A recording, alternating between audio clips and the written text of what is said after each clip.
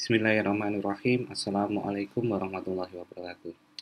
Oke, lanjutan dari topik yang kemarin. Ini masih di mata kuliah patofisiologi. Kita akan membahas masalah-masalah atau penyakit terkait pernafasan, ya, sistem pernafasan. Nah, kali ini yang kita bahas adalah tentang penyakit pneumonia. Ya, ini salah satu penyakit paru yang cukup banyak juga diderita oleh orang-orang. Ya. Oke, kita langsung aja masuk ke materinya. Nah, ini secara pengertiannya seperti ini ya. Jadi pneumonia adalah infeksi saluran pernafasan akut bagian bawah yang mengenai parenkim paru. Ya, jadi spesialisnya atau bagian lokusnya adalah di parenkim paru. Nah, atau juga ada yang menyebut bahwa pneumonia adalah radang parenkim paru. Ini berdasarkan Nelson, kalau yang tadi capitas recta. Kemudian orang-orang awam yang non kesehatan sering mengistilahkan pneumonia ini adalah istilahnya paru-paru basah. Ya, jadi sekali lagi kalau dengar orang bilang, oh si A itu kena paru-paru basah, ya bapak itu kena paru-paru basah karena sering keluar malam dan sebagainya. Nah, itu berarti yang dimaksud adalah si pneumonia ini. Ya, jadi biasanya dokter ya mendiagnosa pneumonia, namun untuk memudahkan ya penjelasan ke masyarakat kadang disampaikannya paru-paru basah seperti itu. Cuman tadi yang pernyataan salah ya. Jadi kalau paru-paru basah itu atau pneumonia disebabkan karena sering bergadang, ya itu secara langsung sih nggak benar karena memang banyak faktor penyebabnya. Ya, jadi bukan sekedar begadang terus tiba-tiba kena paru-paru basah ataupun karena sering terpapar kipas angin. Nah, itu kadang juga banyak yang mitosnya seperti itu ya. Jadi kalau tidur kena kipas angin terlalu kencang misalnya, lah itu bisa beresiko ke paru-paru basah atau pneumonia. Lah itu juga salah ya. Jadi nggak ada yang seperti itu. Jadi itu hanya rumor aja di masyarakat. Oke, kita lanjut ya. Jadi ini cara pengertiannya seperti itu. Nah, ini cara gambarannya seperti ini. Jadi si pneumonia ini, si penyakit ini menular melalui percikan di udara. Jadi sangat-sangat menular ya kalau kita bicara seperti ini. Nah, sama kayak COVID kan penularannya. Jadi kalau ada satu orang yang kena COVID, kemudian dia ngomong, dia ngobrol gitu aja, nah maka percikan-percikan itu bisa kena ke orang yang sehat dan akhirnya menularkan ya kondisi itu. Nah, pneumonia juga sama ya, kurang lebih seperti itu. Nah, kalau kita lihat di gambar ya di sebelah kiri ini adalah kondisi alveolus ya di dalam paru dalam kondisi normal. Ya, jadi ada bulat-bulatannya, lah itu tentunya isinya adalah oksigen, ya oksigen. Kemudian sebelah kanan ini yang dalam kondisi pneumonia, di mana di dalamnya itu ada cairan atau nanahnya. Ya, jadi kalau sudah berisi nanah itu berarti ada inflamasi atau ada peradangan di dalam paru-parunya. Oke, jadi gambarannya seperti itu ya. Dalam kondisi normal yang sebelah kiri ya harusnya berisi oksigen yang nantinya akan ditransfer ya dari alveoli ini kemudian ke sel yang membutuhkan ya. Jadi yang menempel di alveoli ini kan ada sel-sel ya, ada serabut-serabut. Nah, itu nanti dari situ akan disalurkan untuk didistribusikan ke ya darah ya, dibawa oleh darah ke seluruh tubuh. Begitu juga nanti darah membersihkannya ya dari sisa-sisa metabolisme dibawa ke paru-paru, kemudian dipindah dari darah dilakukan perpindahan ke alveoli. Dari alveoli nanti akan dibawa ke luar tubuh dalam mengeluarkan CO2 atau karbon dioksida seperti itu. Intinya pertukaran gas ya antara O2 dan CO2. Ini kondisi normal seperti itu. Namun dengan kondisi pneumonia kayak gini ya, ada peradangan. Oke. Nah, penyebabnya apa? Yang pertama ini ada dari bakteri. Ya, ini dugaan ya karena memang masih banyak ini ya tidak spesifik ya, artinya pneumonia itu bahwa disebabkan oleh bakteri atau virus atau jamurnya. Jadi ada beberapa penyebab yang saling mempengaruhi. Dari bakteri yang diduga menyebabkan pneumonia adalah Campylobacter pneumoniae ya. Ini bakterinya. Kemudian untuk virus di sini bisa adenovirus, CMV, influenza virus ini juga bisa menyebabkan pneumonia. Kemudian dari segi jamur ada Aspergillus dan juga teman-temannya yang lain.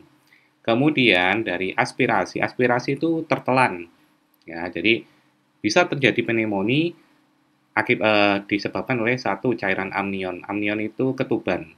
Ya, jadi kalau ibu hamil, kemudian dia melahirkan, nah cairan ketubannya itu kan kadang pada saat kondisi melahirkan kan pecah. Nah, pecahnya itu ketika masuk ke paru-parunya si bayi, nah itu bisa terjadi pneumonia, ya, cairan amnion.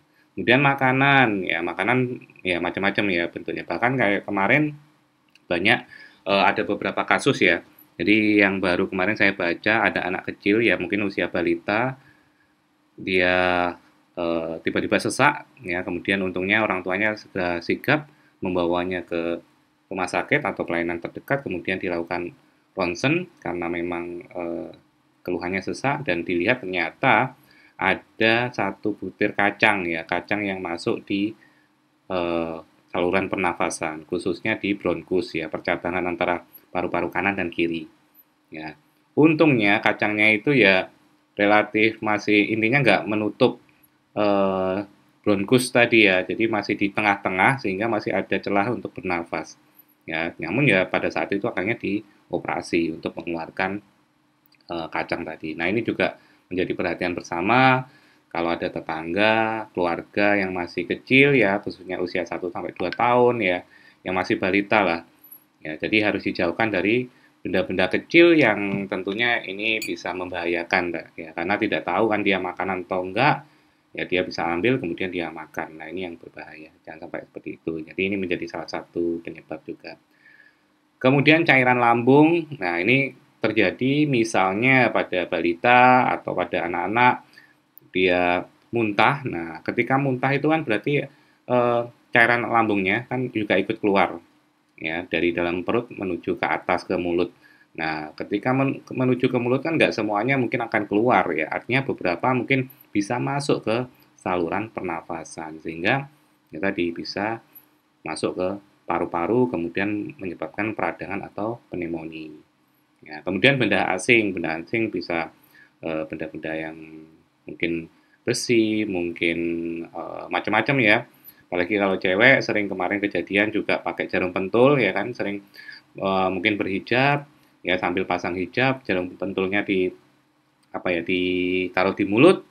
Nah, kemudian lupa dia sambil ngomong misalnya kemudian masuk jarum pentulnya.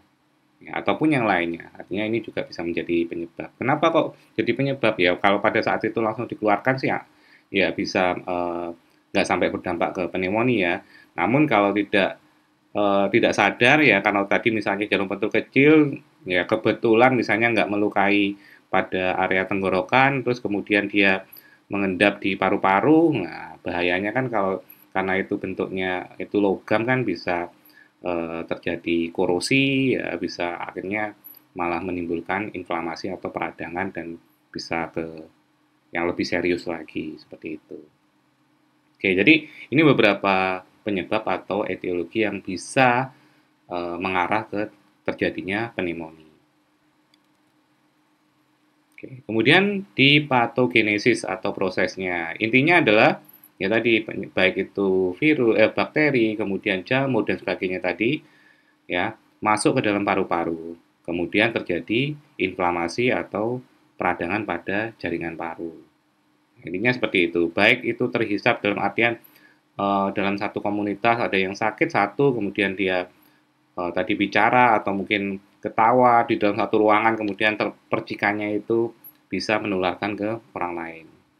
Ya, intinya adalah tadi di awal kita sudah lihat bahwa penyebarannya bisa melalui udara.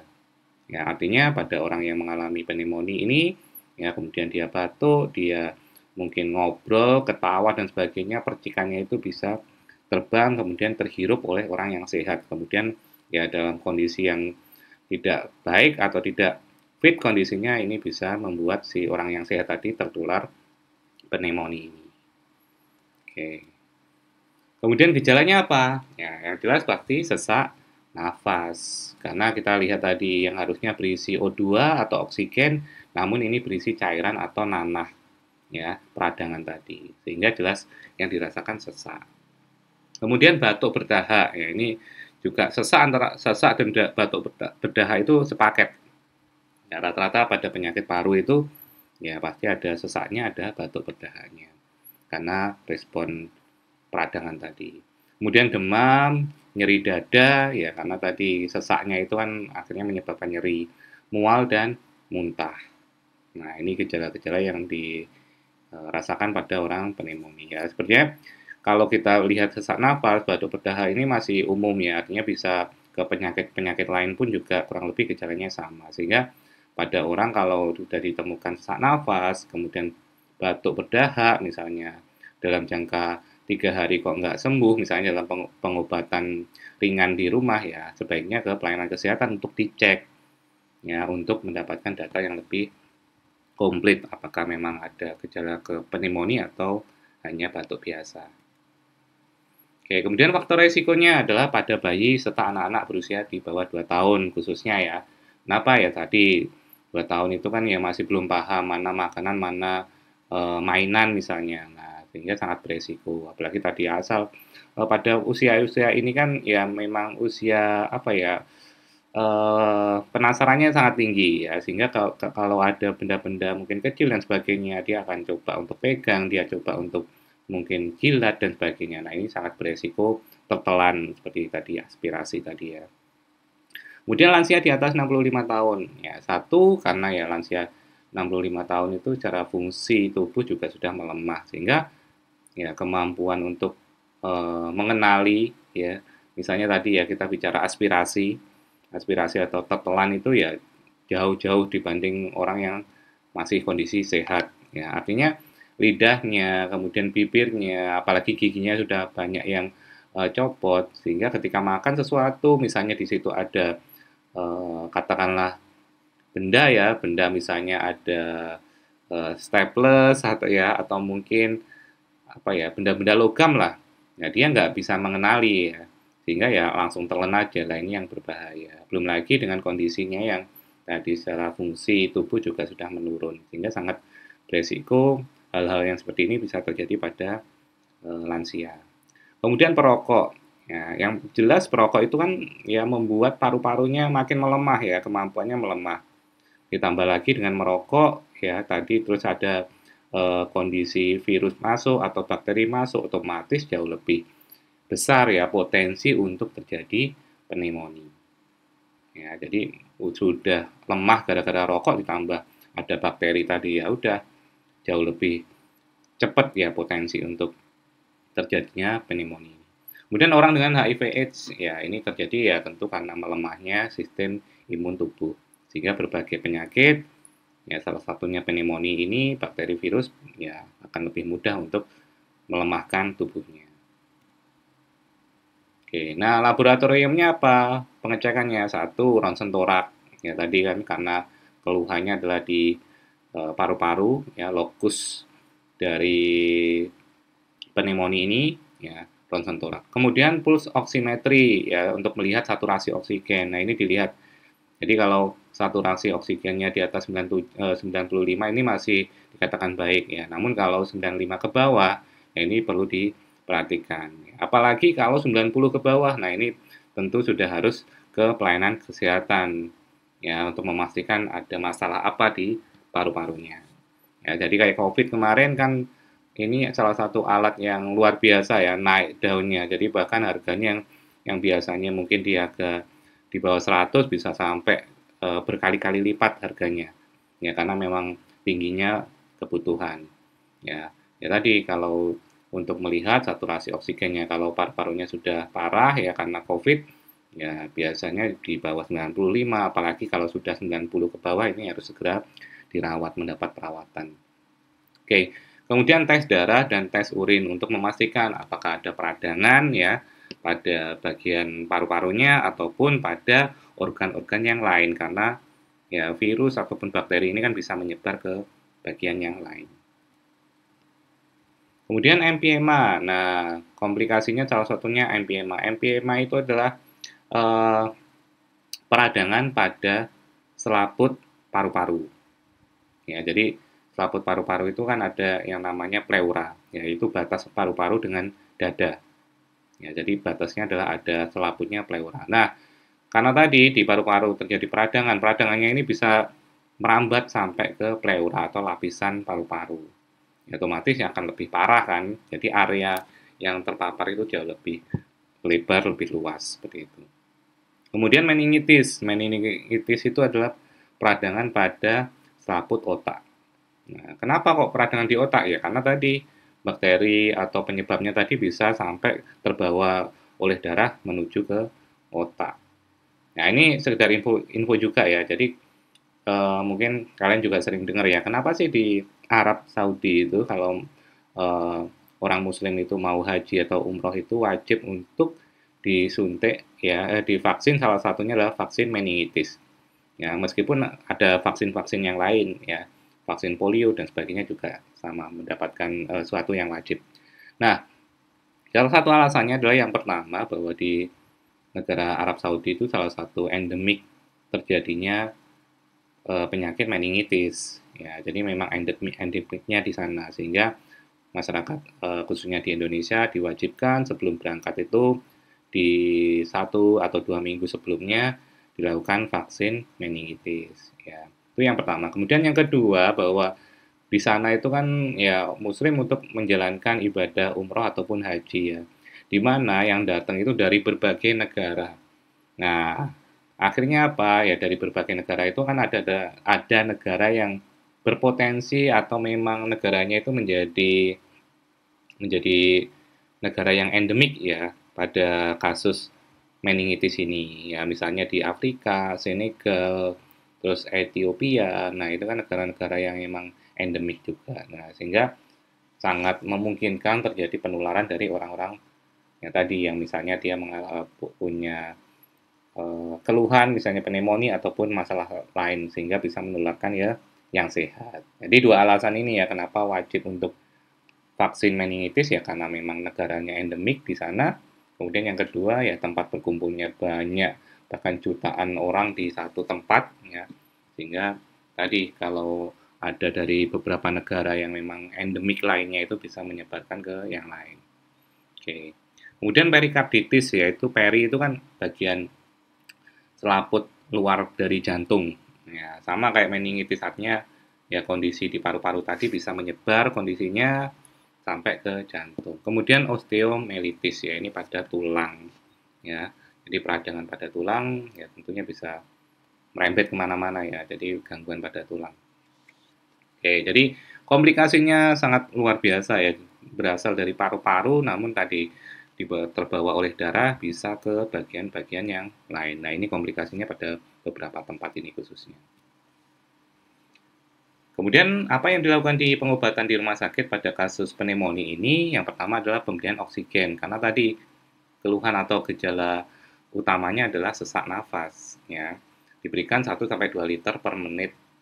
Ya, bayangkan ya inilah saatnya Anda itu bersyukur ya. Bayangkan kalau orang sakit diberikan oksigenasi ya. Jadi diberikan oksigen 1 sampai 2 liter per menit dan itu berbayar ya. Jadi ya itu kan dihitung.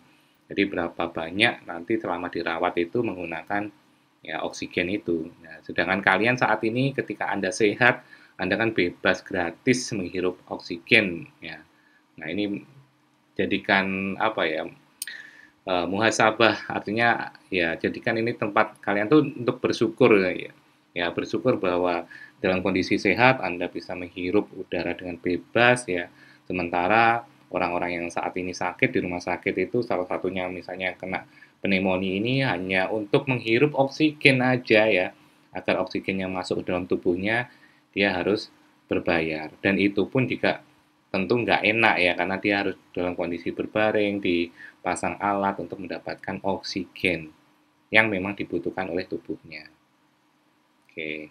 Kemudian yang kedua, pemberian antibiotik ya, pemberian obat-obatan ini tentu untuk mendukung kemampuan paru ya berfungsi secara normal dan juga untuk ya membunuh atau melemahkan dari si bakteri atau penyebab dari pneumonia ini.